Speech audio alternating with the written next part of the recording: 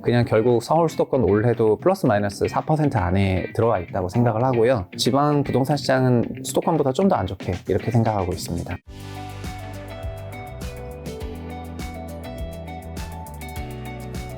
요즘 유튜브 채널 채부심 잘 되고 계시던데요? 곧 네. 20만 앞두고 계시던데. 네, 잘 되고 있습니다. 뭐 저한테는 상상할 수 없는 숫자인데 또 여기 오니까 또 작아져서 아예 아닙니다. 공교롭게도 200만 채널 찍고 얼마 되자마자 20만도 난 못 찍었는데 그거를 언급하시는 걸 보니까 또 이렇게 또 매길 수가 있구나라고 새삼 이런 느끼면서 비교와 자격지심 세상에서 제일 안 좋은 겁니다. 저는 제 페이스 굉장히 만족하고 그다음에 지금 제가 생각할 때는 채널이 좀 더 잘 될 것 같아요. 올해는. 진짜요? 네네. 건승하시길 바라고요. 자, 이제 부동산 좀 여쭤보려고 하는데 서울 아파트 집값 일단 이제 벌써 2024년 2월 말로 가고 있잖아요. 일단 네. 작년 올랐어요? 떨어졌어요? 아니면 어땠나요? 작년은? 23년 아파트 매매 시장은 네. 전국은 플러스 4% 상승이고요. 그리고 이게 내려갈수록 큰데 경기도는 플러스 7% 상승이고 서울은 그리고 작년에 9.8이니까 10% 정도 올랐어요. 근데 아시겠지만 22년에 워낙 낙폭이 크다 보니까 22년에는 서울도 24% 빠졌거든요.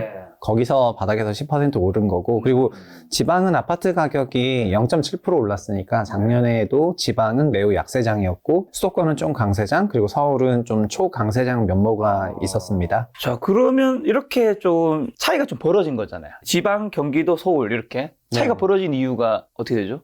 그거는 원래 주택 가격의 그 상승이 큰 것도 서울 수도권이 특히 컸었는데 20년, 21년 약 3개월 동안 좀 큰 폭으로 올라가다가 22년 하반기부터 빠졌었는데 작년 기억하시겠지만 작년 1월부터는 그 특례보금자리론이라는 정책금융을 40조 정도 풀었고 그 인기가 있었어요. 근데 그게 9억 원 이하 주택이고 무주택이기만 하면은 소득에 제한 없이 전부 다 빌릴 수가 있었기 때문에 작년에 서울도 24% 재작년에 낙폭이 컸을 때 낙폭 과잉지를 중심으로 정책금융을 활용해가지고 주택 구입을 적극적으로 한 게 특히 서울 중심으로 많이 일어난 거고요. 지방은 작년에 정책금융을 풀었지만 지방으로는 안 간 거거든요. 그래서 지방은 지수가 106, 107 이 지수 레벨이 왜 중요하냐면은 100 기준이 17년 11월 달이에요.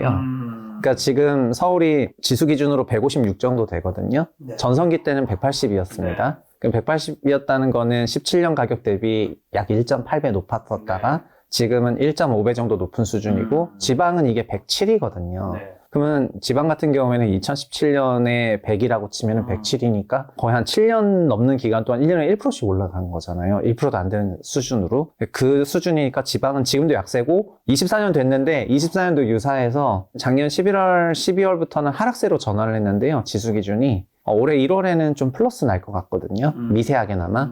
그치만 지방은 마이너스 날 것 같아요. 그래서 올해도 이런 시장 양극화는 이어지고 있다. 그럼 지금 지수 얘기해 주셔서 서울 집값이 어느 정도 지금 비싼 거죠? 그리고 이런 거 어떤 지표? 그럼 방금 지수 하나 얘기해 주셨는데 그 외에도 뭐 딴 거 같이 참고할 게 있나요? 서울 주택 가격은 우리가 원희룡 국토부 장관 때문에 PIR이 유명해졌었는데 그 소득 대비 주택 가격 기준인 PIR 기준으로 그 보시면 될 것 같은데요. PIR이 그냥 KB가 발표하는 거는 서울이 현재 13배예요. 13배. 네, 이것도 높을 때는 16배였어요. 그러니까 여기 또 많이 내려온 거죠. 그래서 고점비 조정이 있었기 때문에 13배로 좀 내려갔고 지방으로 가면 갈수록 PIR은 좀 팍팍 내려서 10배, 8배 이렇게 내려가거든요. 그래서 저는 근데 개인적으로 소득 대비 8배 정도 되는 주택을 대출받고 사는 거는 문제는 없다고 생각을 하는데요. 막 자기 소득의 10배가 넘어가기 시작하면은 예를 들면 부부 합산 6천만 원이면 10배면 6억 원이 되거든요. 그럼 그 6억 원 주택을 60% 대출받으면 3억 6천 받아야 되는데 그거를 원리금 상환 계산하게 되면은 그 소득의 40%를 다 내야 돼요. DSR 40%의 개념인데 그러니까는 8배 이내까지는 구매하시는 거를 뭐 부담이 없을 수가 있는데 10배 넘어가면은 부담이 생기거든요. 근데 지금 서울은 전체적으로 13배에 육박하는 수준이니까 사기가 어렵죠, 현실적으로는. 여전히 좀 비싼 가격이라는 건데 네네. 그러면 이제 서울과 좀 비교할 수 있는 미국이라든가 유럽, 일본의 주요 선진국도 수도권 집값은요? 네, 미국 데이터는 그 프레드라고 그 주식 하시는 분들은 거의 매일 보고 계실 텐데 그 프레드의 케이스 슐러 지수가 나오고 그리고 아까 우리나라 기준으로도 말씀드린 게 케이스 슐러 지수랑 똑같은 방식으로 지수 측정한 거를 말씀드린 거여서 월간 실거래 데이터로 만든 거고 케이스 슐러 지수는 22년에도 거의 조정이 없었어요. 미국 주택 시장 같은 경우에는. 그리고 최근 들어선 다시 또 소폭 상승하고 있고 그래서 미국은 단기 금리를 뭐 0.5에서 5.25%로 올리는 과정에도 주택가격 하락이 없었고, 한국은 0.5에서 3.5로 올렸더니 22%만 하락했고, 이러다 보니까 미국은 왜 하락 안 하고 한국은 하락하냐, 이런 원인을 막 이제 금융부처에서 생각한 거는 우리나라는 변동금리 대출이 너무 많더라. 그리고 미국은 대출이 다 고정금리 대출인 걸 보니까 단기 금리 변화에 영향 없다 막 이러면서 그런 차이가 좀 있었던 것 같고, 그래서 우리나라도 올해부터는 고정금리 대출을 권장할 생각인데, 어쨌든 미국은 주택가격 조정에 큰 변화는 없었고요. 일본은 저도 좀 안 봐서 잘 모르겠습니다. 근데 최근 들리는 얘기는 일본 경기는 어쨌든 돌아섰으니까, 전 사실 작년부터 일본어를 이제 막 과외를 받아가지고 배우려고 배우다가 지금 3개월 하다가 멈췄는데, 유튜브 때문에 못하는 게 너무 많아. 그런데 일본어 인사 한 번만. 기억이 안 나. 이라시아마? 네. 뭡니까 그게? 그건 아니고. 근데 어저께도 과외 선생님이 일본어 왜 안 하시냐고 하더라고요. 그래가지고 여기 색감이 없는 화면인데도 내가 지금 빨개지는 게 느껴질 정도로 지금 당황했는데. 근데 일본 부동산 시장은 지금 돌아섰죠. 저 3월에 도쿄를 갔다 올 생각인데, 갔다 오고 나서 업데이트 할 수 있으면 하겠습니다. 자, 그럼 가장 중요한 거죠. 자, 올해 1월, 2월 지금 수도권 부동산 시장 어떤 상황이고 사람들 심리 어떤 편인지 제가 느꼈을 때는 요즘에는 진짜 뭐 폭락하고 폭등한다 이런 걸로 떠나서 사람들이 부동산 얘기를 안 하기 시작했어. 제가 느꼈을 때는. 맞아요. 서점가를 가면은 알 수 있는데 경제경영부서의 탑10이 전부 주식이거든요. 그래서 기본적으로 부동산 얘기를 거의 안 하고요. 그냥 데이터만 말씀드리면은, 가격은 1월달 실거래가가 아직 데이터 발표는 안 됐지만 그 잠정치가 나왔는데, 잠정치는 미세하게 플러스거든요. 플러스예요? 1월 실거래는 미세하게 플러스죠. 지방은 마이너스고, 서울은 일부 플러스고 지방 마이너스 이렇게. 근데 작년 1, 2월에는 정책 모기지 쓰면서 1월 한 달에만 2% 상승했는데, 그러니까 연간 4에서 9% 올라가는데 1월에만 막 2% 올라가면은 작년 1, 2월에 엄청난 강세장이었는데, 지금은 막 0.1 막 이런 월간이니까 매우 그 잠잠한 보합세라고 보시면 될 것 같고요. 거래량이 11월, 12월에 워낙 죽다 보니까 1월에 조금 살아나서 분위기는 좀 올라왔습니다. 그렇지만 저는 이제 단기적인 비율 큰 의미 없다 생각하고, 장기적으로 보면은 서울의 월간 아니면 연간 매매 거래량이 막 10만 원 육박하다가 지금은 연에 3, 4만 원밖에 안 되는 수준으로 내려온 거니까, 연간 2만 원까지 빠졌다가 3만 원 올라오면은 YY 50% 올라온 거지만, 평균만 7, 8만 대비해서 생각하면 3분의 1토막, 4분의 1토막이니까 여전히 높진 않아서 거래 위축세는 이어지고 있고요. 그리고 최근에는 재건축 공사비 관련 이슈가 너무 커져가지고, 서울에는 노후 아파트가 좀 많은데, 이런 노후 아파트 같은 경우에는 공사비로 인해서 오히려 가격 약세가 더 확연하게 나타나는 것도 있고 그런 상황이고, 말씀하신 것처럼 관심은 많이 없어졌죠. 요즘 그래서 제 채널도 부동산 이슈는 관심이 없어요. 네. 침체기군요. 네, 침체기죠. 이런 침체기 속에서 한 땀 한 땀 이렇게 앞으로 올라가는 그런 상황입니다. 역시 포트폴리오 부동산 투자가 중요하다는 생각을 하고 있습니다.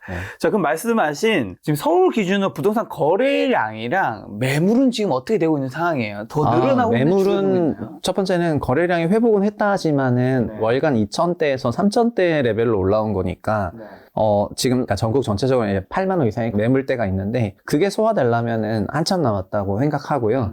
제 주변에도 보시면은 집을 팔고 싶지만 거래 매수세가 너무 없다 보니까 아예 안 올리는 사람도 많거든요. 그래서 잠재 그 매도 희망 고객들은 제 생각에는 굉장히 많다고 생각을 하고, 사실은 이게 근본적으로 문제가 뭐냐면은, 서울에 아파트가 약 한 180만 채 있어요. 네, 그리고 1년에 뭐 러플리 잘 될 땐 한 10만 원은 거래가 돼서 9만 원 정도 됐다 치면은 20년 정도의 회전율, 그러니까 5%의 회전율을 보였었거든요. 근데 지금은 1년에 3만 원 거래가 되니까, 3, 4만 원 거래되니까 한 5, 60년 걸린다는 거예요. 한 회전 하려면은. 그럼 이거는 엄청난 유동성이 없다는 거나 마찬가지다 보니까는, 말 그대로 준강제 예금해버리는 생각이죠. 이제 자기가 찾을 수가 없는 그런 상황이 돼가지고, 지금 전반적으로 부동산 시장이 침체 중이다, 그렇게 말씀드리고 싶습니다. 집값이 어쨌든 굉장히 크게 폭락했다가 2023년 어쨌든 폭등했다고 볼 수 있는 거죠. 어느 정도는 상승했는 건 확실하니까. 상승을 했지만, 그러니까는 사람들은 고점을 기억하니까. 그렇죠. 그 정도는 아니지만,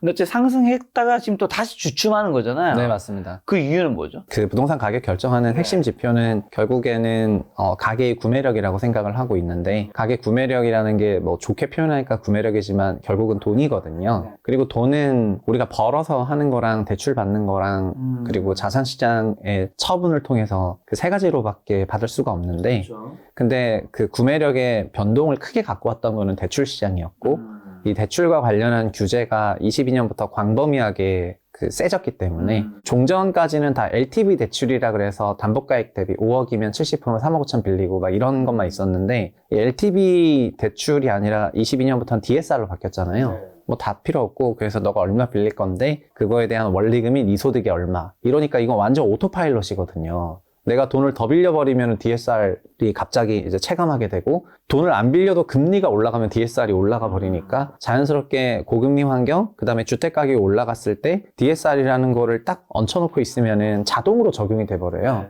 그래서 그거를 적용하고 나서부터 지금 전반적으로 주택 가격이 높은 레벨인데 DSR을 딱 도입해버리니까 수요가 죽어버렸고, 그래서 22년부터 수요가 죽은 이유는 대출 때문에 나왔다고 생각을 하고, 그리고 11월, 12월 최근 분위기도 거기서부터 나오는 건데, 작년엔 특례보금자 이론이 있었어요. 그렇죠. 그걸로 많이 집값이 네. 좀 오른 부분이 있죠. 그게 9월까지였고, 그래서 10월부터 바로 식었거든요. 그게 10월, 11월, 12월 하락세를 주도했고, 올해는 신생아론이 있어요. 그렇죠. 그거에 한 26조, 27조 되지 네, 않나요? 매수에만 27조니까 신생아론도 꽤 많이 쓸 생각이거든요. 그 신생아론은 종전부터 있었던 디딤돌이랑 버팀목이라는 그거에 특례를 붙여가지고, 특례 디딤돌은 매수, 특례 버팀목은 전세예요. 그러니까 작년에 있었던 특례 보금자리론은 전세가 없어요. 다 매수 대출인데, 올해는 전세까지 있으니까, 그래서 실제 쓰는 거 보면은 한 4대1로 매매 전세를 쓰는데, 근데 신생아론은 작년만한 그런 위력이 없거든요.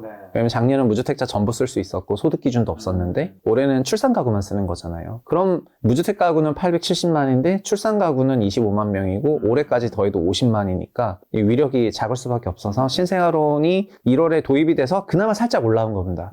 아마 올해도 특례보금자리론이 있었다면은 작년만한 강도로 올라왔을 수도 있을 특례가 거예요. 어느 정도 돈을 썼던 거였죠? 작년에 특례 43조 썼습니다. 근데 이제 말씀하신 거는 네. 특례 쓰시는 분과 신생아 쓰시는 분 숫자 차이가 워낙 크다는 건데, 네. 금액적으로 본다면 네. 그 숫자보다는 좀 줄어들고 한 2배 정도 차이니까 네. 약간 영향을 좀 꽤 미치지 않을까요? 신생아론도 매매로 27조 원이고 전세로도 8조 원 이상이어서 35조 깔리는 거고요. 그래서 올해 신생아론도 꽤 많이 깔립니다. 다만 모수 자체가 다르고, 그리고 그럼 저는 그런 말씀 드리고 싶은데, 우리나라 1, 2, 3, 4, 5분위, 가계소득 5분위 기준으로 가계를 5가지 소득 기준으로 나누면은 주택의 구매 계층은 소득 4분위와 5분위예요. 그리고 주거 복지 계층은 하위 20%인 1분위가 되는 거고요. 그리고 주택 2분위는 주거료 지원으로 가거든요. 20에서 40%는 3분위가 임차로 가기도 하고 매매로 가기도 하는데, 여기는 주택 구입 지원하는 프로그램을 돌려서 여기에 디딤돌 이런 거를 써요. 그래서 4분위, 5분위는 민간 시장에서 돈 알아서 잘 벌고 있는 가구니까 그냥 금융시장에서 네가 자본 조달해라 이렇게 하거든요. 근데 그 5분위 기준으로 상위 20%의 임금이, 그러니까 5분위, 4분위면 2개 분위가 주택 매수를 하는 건데, 신생아 대출은 부부 합산 기준으로 1억 3천만 원 이상은 못 써요. 근데 1억 3천이 주택 5분위의 평균 연봉이거든요. 가계 기준으로. 그러니까는 주택 구매력의 상당 부분을, 주택 수요자의 상당 부분이 덜어지는 거죠. 작년에는 소득 제한이 없었어요. 그러니까 5분위, 4분위이신 분들이 전부 특례보금자리론을 썼는데, 지금 신생아론은 출산도 해야 되는데 거기서 또 부부합산 소득으로 5분위인 분들은 거의 못 쓰는 거니까 사실은 완전 스퀴징 돼가지고 차이가 좀 많이 나는 것 같습니다. 그래서 정부는 신생아론에 기대를 좀 많이 했던 것 같은데, 똑같은 프로그램을 2년 연속으로 유사한 정책 모기지를 돌리는 입장에서 보면 올해는 작년 대비해서 그런 큰 효과는 없을 것 같고, 예. 파급력이 작년과 같진 않을 것이다. 네네. 자, 그러면 가장 이제 많은 분들이 궁금해하는 거죠. 올해 부동산 시장, 서울, 뭐 수도권, 좀 전국을 나눠서 좀 어떻게 될까요? 올해 조금이라도 반등하나요? 아니면 조금 하락하나요? 아니면 정치되나요? 이런 질문이 이제 제일 어려운 질문인데, 전 대출을 보면서 시장을 전망하니까 올해 서울 수도권은 대출 시장이 뭐 완화적이지 않을 것 같아서 저는 이제 매우 낮은 퍼센티지에 그냥 상하방이 열려 있다고 생각하고 있습니다. 그래서 막 일각에서 뭐 20, 30%의 뭐 추가 하락이나 붕괴나 그런 얘기 한 분도 있죠. 네, 그렇게 생각은 안 하고 그냥 결국 서울 수도권 올해도 플러스 마이너스 4% 안에 들어와 있다고 생각을 하고요. 지금 생각은 아래쪽이 좀 열려 있다고 생각을 하고 있습니다. 떨어져도 폭락은 아니고 살짝. 네, 그렇죠. 왜냐하면은 폭락하는 수준으로 빠졌었던 게 22년 하반기였는데, 그렇죠. 22년 하반기에 그런 상황이 나오니까 이제 정부가 바로 개입을 했잖아요. 어마어마한 그 프로그램을 돌리면서 개입을 했고, 그러다 보니까 올해도 그러니까 완만하게 하락하는 거는 그냥 냅둘 것 같은데 급격한 하락이 나오면은 반드시 개입을 할 거거든요. 그래서 그냥 자연스럽게 서서히 가격 조정이 되는 형태로 금융시장이라든가 부동산 시장을 관리하려는 게 정부 방침인 것 같고, 민간 사이드에서는 DSR로 얹혀버리다 보니까 이제 구매력, 체력이 없어가지고 주택을 적극적으로 구매하기는 좀 어려워져서 과열 요인도 없는 거죠.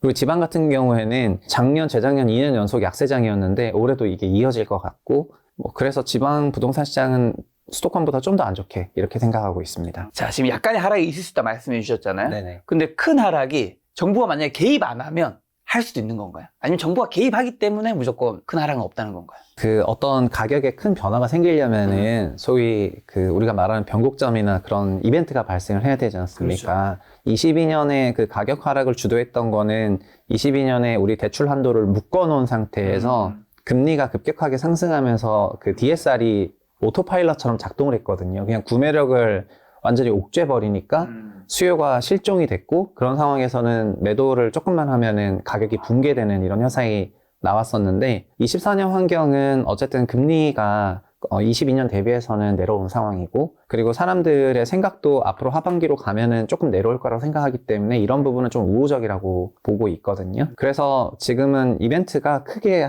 시장의 붕괴를 갖고 올 만한 이벤트는 현재는 없어요. 근데 뭐 예를 들면 일부러 만들려면 만들 수도 있죠. 그냥 저한테 만들어봐 그러면 제가 정책을 짠다면 전 만들어낼 수도 있다고 생각을 하는데, 굳이 주택 부동산 시장을 그렇게 막 티나게 붕괴시키거나 하려는 이런 정책을 피진 않을 거여 가지고, 그렇다면 그냥 시장 자연스러운 현상 속에서 가격 조정이 있어야 되는 건데, 그런 급격한 가격의 등락을 끌고 올 만한 건 아직은 이제 안 보인다는 말씀이고요. 다만 장기적으로는 저는 어떤 말씀 드리고 싶냐면은, 가격이 차라리 급격히 빠져버리면은 22년, 23년 초처럼 막 매수세가 나오기도 하는데, 질이 멸렬하게 빠질 때가 시장에 제일 관심이 금방 떠나기도 하면서 가장 지치는 때거든요. 08년에서 12년 같은 막 요런 타이밍이 그랬는데, 엄청 막 붕괴하거나 그런 건 아닌데 정말 질이 멸렬하게 그 하락을 하니까, 그러니까 사람들이 부동산에 관심 다 안 갖고 그냥 막 관심 지치는 거죠. 네, 완전 지쳐버리는 거죠.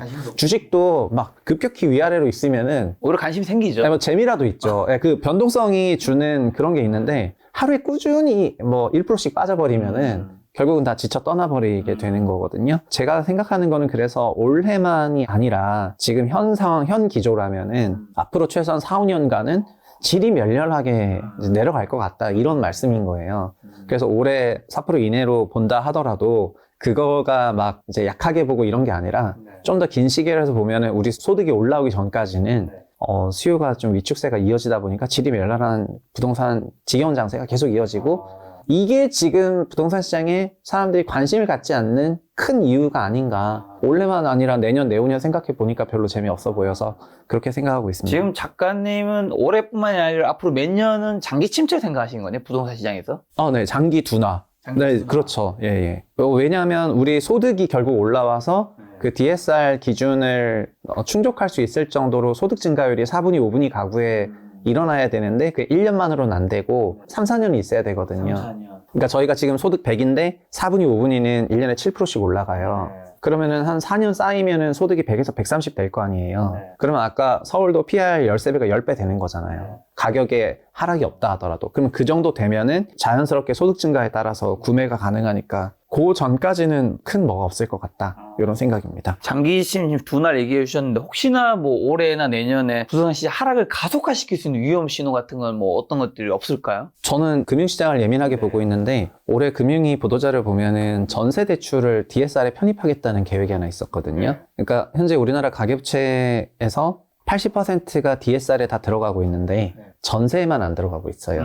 그리고 올해 하반기 이후부터는 한국도 금리 인하 환경을 어느 정도 열어뒀잖아요. 그렇죠. 그래서 금리 인하 환경일 때 가계대출이 크게 늘어나게 된다면은 좀 소위 금융 불안정이 올라갈 수가 있는데, 그거를 특히 전세 대출이 끌어올 수 있다고 지금 걱정을 하고 있거든요.